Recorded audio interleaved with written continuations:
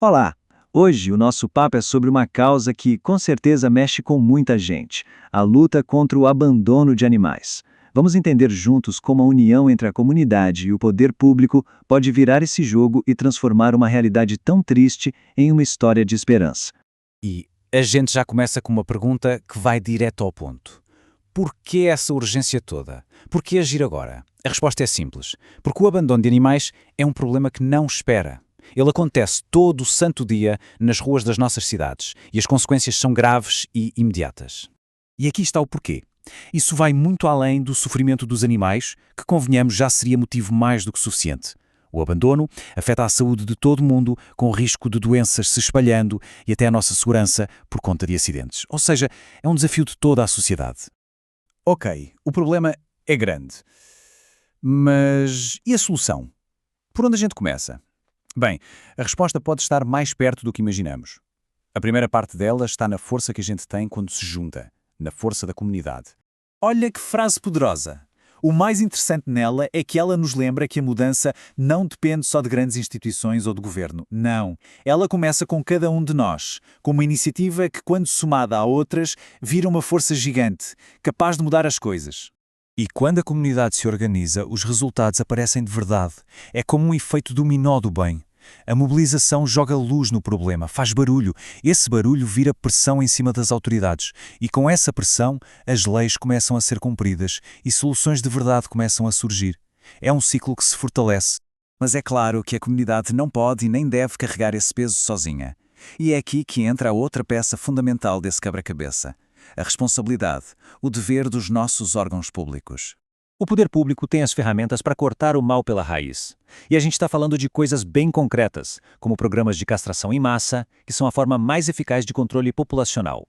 Mas não só isso.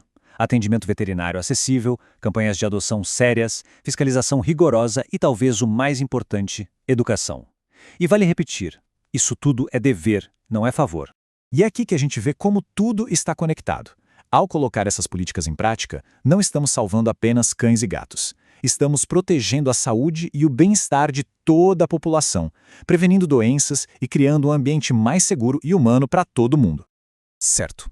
Então já entendemos o tamanho do problema e quem são os responsáveis por resolver. Mas na prática, como é que se começa? Como é que a gente transforma a preocupação em ação de verdade? Existe um caminho, um passo a passo. Começa com a força do coletivo, organizar abaixo-assinados, aparecer nas audiências públicas. Depois, a gente parte para a ação mais direta, protocolar pedidos formais na prefeitura, procurar as secretarias responsáveis e, algo fundamental, apoiar quem já está na linha de frente, como as ONGs e os protetores. E, claro, a regra de ouro: viu maus tratos? Denuncie. Cada um desses passos conta muito. E aqui tem um ponto que a gente não pode esquecer nunca. Cobrar ações do poder público não é pedir um favor, é exercer um direito nosso, um direito garantido por lei. Esse espaço para a participação popular existe e ocupá-lo é essencial para que a democracia funcione em prol de todos. E quando esses dois mundos finalmente se encontram, a comunidade ativa de um lado e o poder público responsável do outro, aí o resultado é transformador. Chegamos ao ponto alto da nossa análise, os benefícios dessa ação conjunta.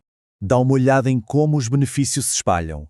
Começa, claro, com menos sofrimento para os animais, mas vai muito além.